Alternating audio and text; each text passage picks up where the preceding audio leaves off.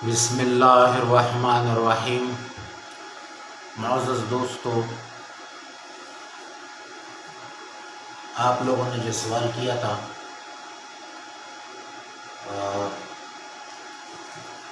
یہ اختلاف جو ہے یہ حضور پاک صلی اللہ علیہ وآلہ وسلم نے اپنا زندگی مبارک میں پہلے بتایا کہ اختلاف ہوگا۔ اختلاف ہوگا، ان سے بچنے کے لیے حضور پاک صلی اللہ علیہ وسلم نے فرمایا کہ اللہ کا کتاب ہے۔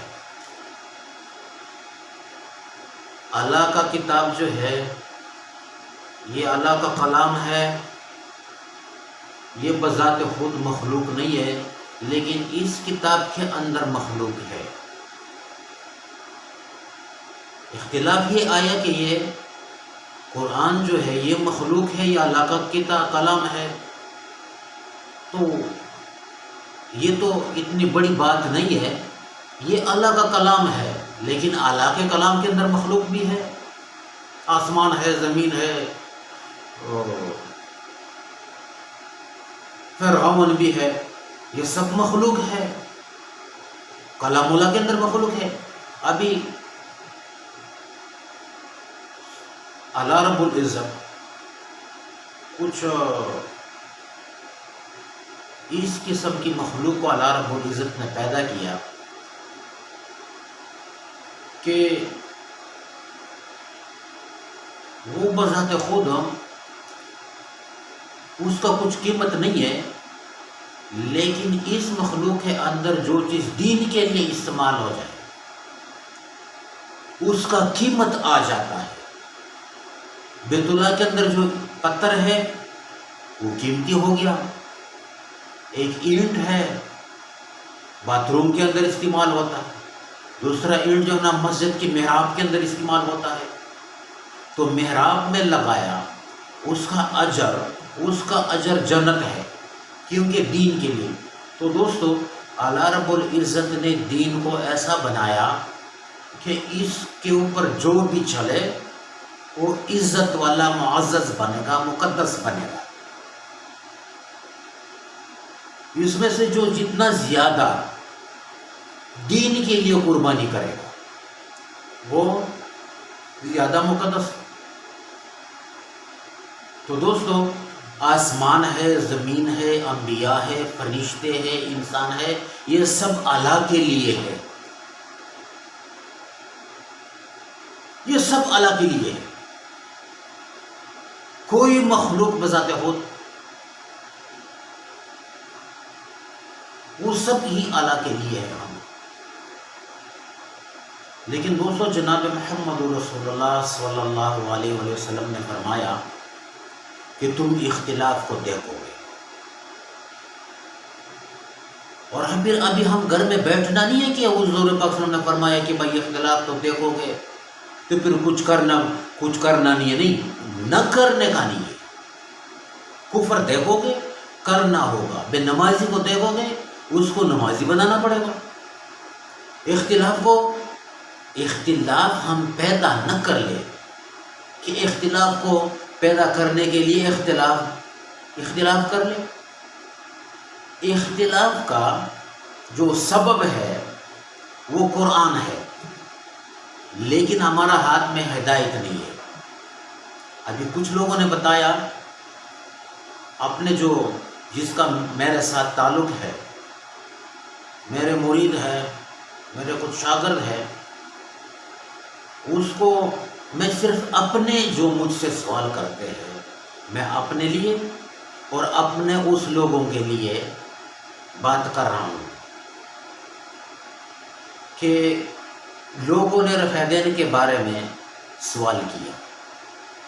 رفع دین کا مسئلہ صرف اللہ کی کتاب سے حل ہوگا۔ جس نے مولوی کو ماننا ہے، قرآن کو نہیں مانا، فیصلہ نہیں ہوگا۔ جس نے ایسا امام کو مانا، محدث کو مانا، لیکن قرآن کو نہیں مانا تو بس ابھی اختلاف نہیں ہوگا، ختم نہیں ہوگا اختلاف۔ اختلاف اس وجہ سے آیا، حضور پاک نے فرمایا کہ لوگ قرآن کو چھوڑ دیں۔ اور پھر حضور پاک صلی اللہ علیہ وسلم نے فرمایا کہ جس نے تکبر کیا اس کے اوپر جنت حرام ہے۔ اصحاب اکرام رضی اللہ تعالیٰ اجمعین میں سے ایک نے سوال کیا کہ یا رسول اللہ علیہ وسلم، ہمارا دل چاہتا ہے کہ اچھے کپڑے، اچھے جوتے، یہ اس کو حضور پاک صلی اللہ علیہ وسلم نے فرمایا کہ یہ تکبر نہیں ہے۔ تکبر یہ ہے کہ کوئی آدمی حق بات کا ہے، اس کے پاس حق ہے اور تم نے اس سے اغراض کر لیا، منہ موڑ لیا، ایک مولوی کے پیچھے لگ گیا، تو پھر تمہارا اوپر جنت حرام ہے۔ ہم نے حق کے لیے کسی مولویوں کے دامن میں نہ چھپنا، کسی مولویوں کو ٹارگٹ بنا کر کہ یہ مولوی نے بولا۔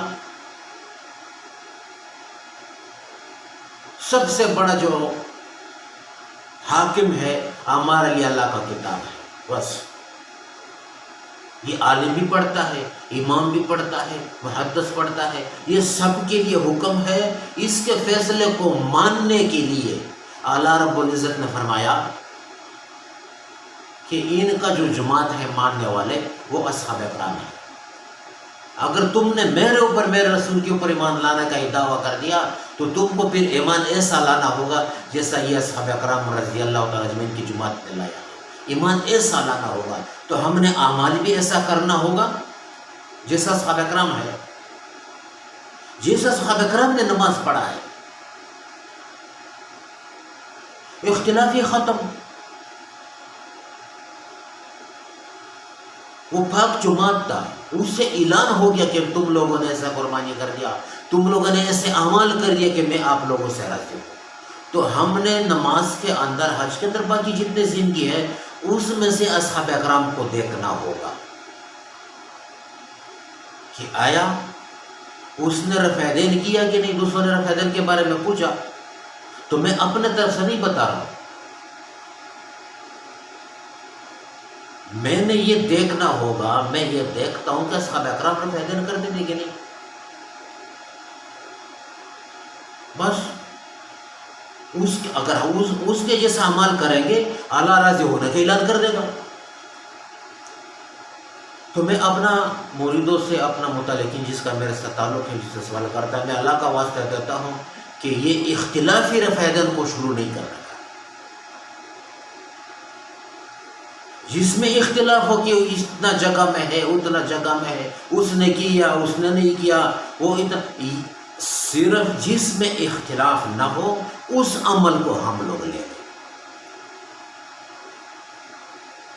اور دین جو ہے وہ قرآن ہے اور حدیث ہے، قرآن اور حدیث۔ اور حدیث ہمارے پاس جو پہنچا ہے، حدیث، اس کا ذریعہ کیا ہے؟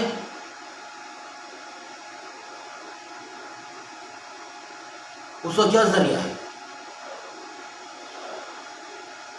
وہ علماء تھے، اور علماء نے آپس میں اختلاف کیا کہ یہ پکا ہے، یہ فقہ ہے۔ ایک بولتے کہ ابھی ہر آدمی اندر خوبی ہوگا، کچھ غلطی بھی ہوگا، کچھ کمی ہوگا۔ ابھی جو پارٹی والے بن گئے وہ ایک عالم کا پورا اچائی کو ختم کر کے کہ بھائی یہ رفع دین والا ہے، ہم نے سب اس کا اچائی کو ختم، یہ رفع دین کیوں کرتا ہے، تو اس کا پھر برائی بیان کر دیتا ہے۔ اور دوسرا پھر کرنے کے لیے کہ یہ رفع دین کر لے، اس نے رفع دین کیوں کرنے کا، پھر یہ بولتے ہیں پکا نہیں ہے، یہ سیکھا نہیں ہے، یہ محفوظ نہیں ہے۔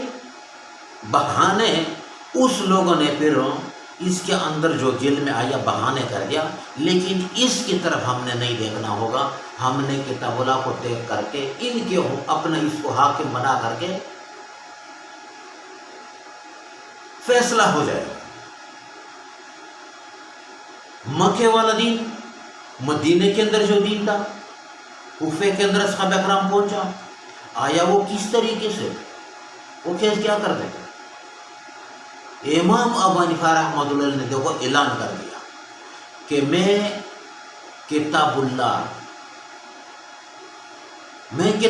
کے اوپر عمل کرتا ہوں، اس کے بعد حضور پاک صلی اللہ علیہ وسلم کے سنت کو دیکھتا ہوں۔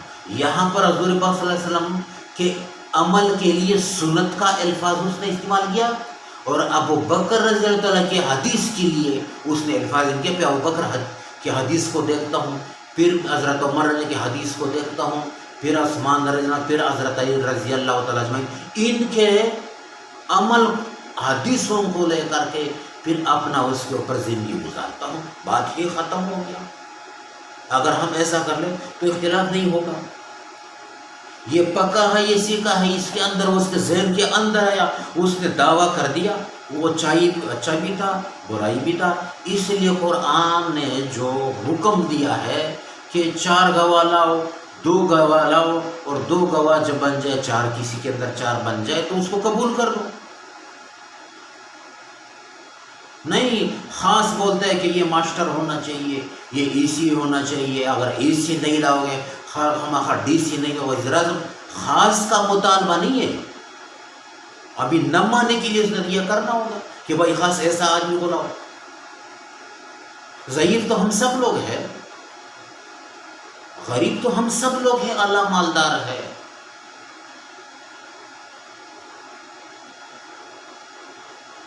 تو دوستو، مسلمان کا گواہ اللہ مانتا ہے، جو مسلمان گواہی دے دے بس ہم نے اس کو ماننا ہوگا۔ تو اس لیے دوستو، میں اپنے لوگوں کے لیے جس نے کرنا ہے، انبیاء نوح علیہ السلام کے جیسا عظیم انسان، کتنا سال اس نے تبلیغ کرتے کرتے، لیکن لوگوں نے نہیں مانا۔ ابراہیم علیہ السلام نے کالا بال سفید کر کے تبلیغ کرتے کرتے، عیسیٰ علیہ السلام نے، موسیٰ علیہ السلام نے، جتنا انبیاء، جب وہ کچھ نہیں کر سکتے تھے ہدایت کے لیے، تو ہم کیا ہے؟ ہم کیا کر سکتے ہیں؟ بتانا ہمارا کام ہے، کہ اپنا مریدوں کو میں یہ بولتا ہوں کہ اختلاف رفع دین کو شروع نہیں کرنے کا، پھر یہ نہیں بولنا کہ اس نے بتایا نہیں تھا، میں نے شروع کیا تھا، میرا اپنا اندر کفایت یہ تھا کہ جب میں نے رفع دین کے ساتھ شروع کر دیا تو نماز کے اندر خشوع میرا اٹھ گیا۔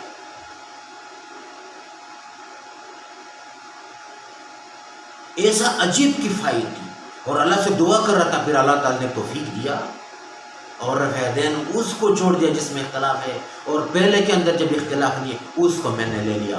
تو باقی تو دلیل کے ساتھ جس لوگوں نے کرنا ہے، اس نے دلائل کو نہیں دیکھنا ہے۔ وہ ماحول کے اندر ایک آدمی آ جاتا ہے کہ فلانا مولوی بڑا ہے، وہ علامہ، وہ فلاما، یہ کرتے ہیں، پھر ابو حنیفہ کا استاذ کرتا تھا، اور دیکھو اس کا استاذ کرتا تھا، یا ابھی مکہ کا امام جو کرتا ہے، مکہ کا امام عالم ہے، دوسرے بھی علماء ہے، اگر وہ آ جائے تو دوسرے نے وہی نماز، وہی قرآن پڑھنا ہوگا، وہ 4 رکعت پڑھتا ہے، اس نے بھی 4 رکعت پڑھنا ہے۔ بڑا تو یہ اس وقت ہے جب مکے کا امام ہے۔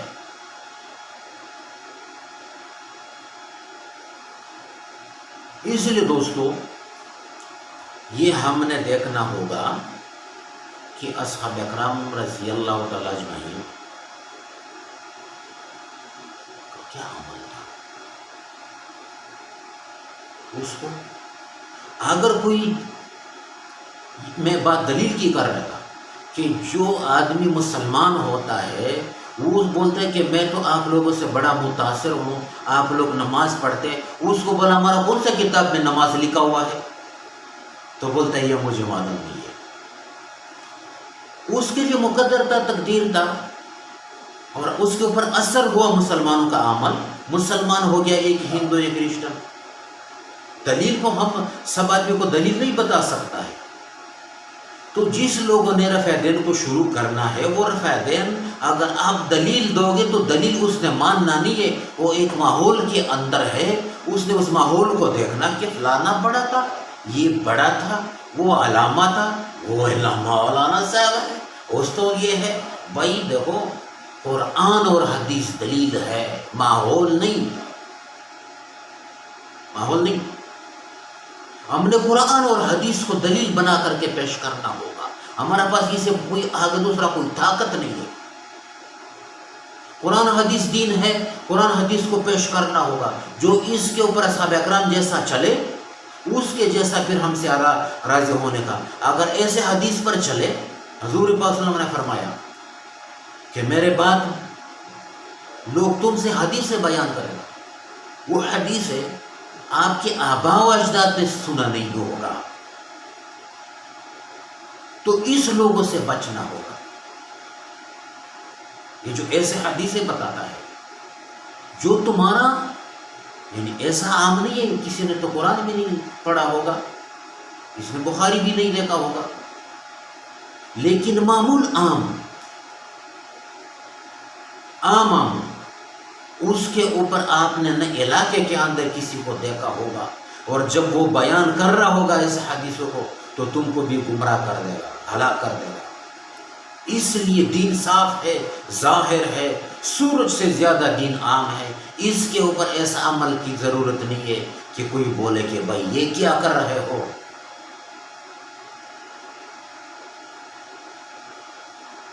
یہ حضور پاک صلی اللہ علیہ وسلم کا سنت تھا۔ خاص کر نمازوں تو ہر مسلمان جو نہ پڑھتا ہے، 5 وقت نماز تو فرض ہے، اس کے اندر سنت ہے، اس کے تہجد ہے، اشراق ہے، یہ تو ایسا ہے نہیں جس میں اختلاف آ جائے۔ اگر خود اختلاف کو پیدا نہیں کرنا ہو، اس میں اختلاف کی کون سی بات ہے؟ لیکن جس نے حق کے ساتھ مقابلہ کیا، اس کے عقل کے اوپر، اس کے آنکھ اور کان کے اوپر مہر لگ جاتا ہے، اس کو پھر سمجھانے والا کوئی نہیں ہوگا۔ نہ خود جنت میں جا سکتا ہے اور دوسرے کو بھی اس آدمی نے گمراہ کرنا ہوگا جس نے خود حق کے ساتھ مقابلہ کیا۔ ایک آدمی حق کی بات کر رہا ہے، حق سمجھا رہا ہے، زین کی برحق کی بات کر رہا ہے، اس نے اس کی طرف نہیں دیکھنا، ایک ایسا آدمی کی بات ماننا جس نے حق کے ساتھ مقابلہ کیا تھا، تو یہ بھی گمراہ ہوگا اور گمراہ کرنے والا بھی حق کا دشمن۔ تو دوستو، ہم کسی کو ہدایت، یہ ہمارا ہاتھ میں نہیں ہے، ہم سے بڑے بڑے چلے گئے، لیکن یہ یاد رکھو کہ جو بھی حق کی بات کرے وہ ہمارا امام ہے، ماحول نہیں، بڑا نہیں، اللہ بڑا ہے، اس کا رسول بڑا ہے، اور امام ہمارا جو ایمان ہے، اس کے اوپر جو چلا وہ ہمارا امام ہے، اس نے جو حکم دیا ہے قرآن نے۔ ابھی کچھ لوگوں نے سوال کیا کہ مکے کے امام جو ہے وہ رفع دین کرتا ہے، مکہ کا امام جو ہے وہ رفع دین کرتا ہے، اور پھر اس کے بارے میں آپ کیا کہتے ہو؟ تو دوستو، مکہ کے امام جو ہے آج کر رہا ہے، کل کوئی ایسا آئے گا جو نہیں کر رہا ہو، ان سے پہلے ایسے تھے جو نہیں کر رہے تھے۔ ہم نے مکہ کا امام، مدینہ کا امام، ان کے پیچھے نماز ہوتا ہے یا اس کے پیچھے ہم نماز نہ پڑھے؟ تو دیکھو، اگر مکے کے امام نے امام کو نہیں ماننا ہے تو پھر ہم اس امام کو کیوں مانیں؟ اس کے پیچھے پھر ہمارا نماز کیسا ہوگا جس نے خود امام نہیں ماننا ہے؟ مکہ کا امام تو ہے، لیکن اس نے تقلید کو نہیں کرنا، اس نے امام کو نہیں ماننا، تو پھر ہم اس کو مان لیں۔ ایک آدمی نے بولا کہ بھائی ہم یہ موبائلوں کے اندر تلاوت آتا ہے تو اس کے اوپر سجدہ ہوتا ہی نہیں ہے۔ میں نے کہا علماء سے پوچھ لو، اس نے بولا کچھ یہ کچھ وہ۔ میں نے کہا کہ آپ تو اس کی وجہ سے اگر سجدہ کرتے ہو تو وہ خود موبائل نے اور ٹیپ نے اس نے خود ہی وہ خود کیوں نہیں کرتا ہے؟ ایک موبائل ہے وہ سجدہ کیوں نہیں کرتا ہے؟ امام کا جب ہم سنتے ہیں تو اس نے امام نے تو سجدہ کرنا ہے، لیکن موبائل نے سجدہ کرنا ہے کہ نہیں؟ اس نے کیوں نہیں کرنا ہے؟ جب اس کے اوپر نہیں ہے تو اس کا سجدہ ہمارا اوپر کی نہیں ہوا۔ اس لیے اگر جب موبائل نے سجدہ نہیں کرنا اور ہم جا کر کے اس کے اوپر سجدے کرتے جائے، جب مکہ کے اور مدینہ کا ایسا امام ہو کہ اس نے خود امام کو نہیں ماننا، امام کا ماننا تو قرآن کا حکم ہے کہ امام کو مانو۔ جب مکہ کے امام نے امام کو نہیں ماننا تو پہلے تو وہی بات دیکھنا ہوگا ہم لوگوں نے۔ باقی بات ہو گیا یہ کہ نماز تو اللہ رب العزت نے، اور ایک آدمی ہے جہلم کا، اس نے بولا کہ دیوبندیوں کا نماز کیا ہے؟ وہ بولتا ہے عیسیٰ کے ساتھ ایسا مکی بیٹا ہو تو عیسیٰ کے ساتھ نماز کیا ہے؟ نماز ہے کیا؟ حضور میں دروازہ بند کرتا تھا، بیچوں کو مرد نماز کیا چیز ہے؟ دوستو، ایک آدمی کو ہوتا ہے والد صاحب کا احترام، تو جتنا احترام ہوگا عزت ہوگا، اللہ تعالیٰ اس کے احترام کے اوپر، اس کے عزت کے اوپر اللہ تعالیٰ جنت دے گا، حج کا ثواب ملے گا۔ میرا دوستو، علماء دیوبندوں یہ جانتا ہے کہ حضور پاک صلی اللہ علیہ وسلم نے، لیکن اس دیوبندیوں کے دل کے اندر ایمان کا، اللہ کا، رسول کا قدر ہے، احترام ہے، چھلانگیں لگانے کی کوشش نہیں کرتا ہے۔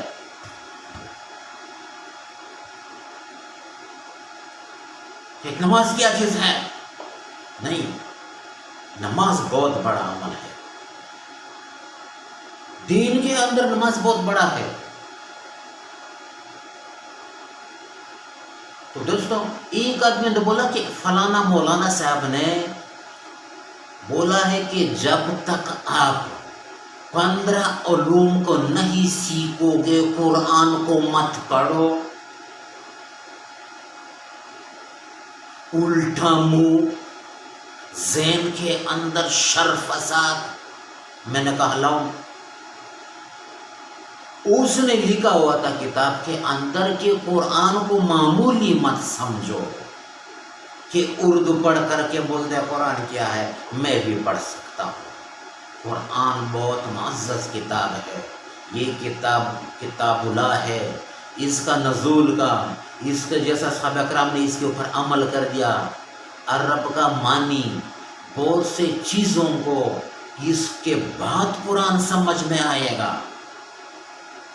معمولی نہیں ہے، وہ یہ بتا رہا ہے کہ معمولی نہیں ہے، تم بولتے ہو قرآن سے منع کر رہے۔ اس نے بولا کہ اللہ کی قسم یہی بات ہے۔ میں نے کہا دوسرا جگہ میں لکھا ہوا ہے کہ قرآن کی آداب کے لیے وضو کرنا چاہیے، خوشبو لگانا چاہیے، قبلہ رخ ہونا چاہیے، کوئی بات کرے تو اس وقت اس کے ساتھ بات نہیں کرنا چاہیے، آیات کے اوپر کھڑا ہو کر کے ٹیر کر کے اس کو بند کر کے اس کے ساتھ متوجہ ہو کر کے کہ آپ نے کیا فرمانا ہوگا، وہ تو احترام اور عزت بتا رہے، تم بولتے قرآن سے منع کر رہے۔ تو دیکھو، جس کے اندر فطور ہو، جس کے ذہن اختلاف سے بھرا ہوگا، وہ اختلاف ہی پیدا کرے گا۔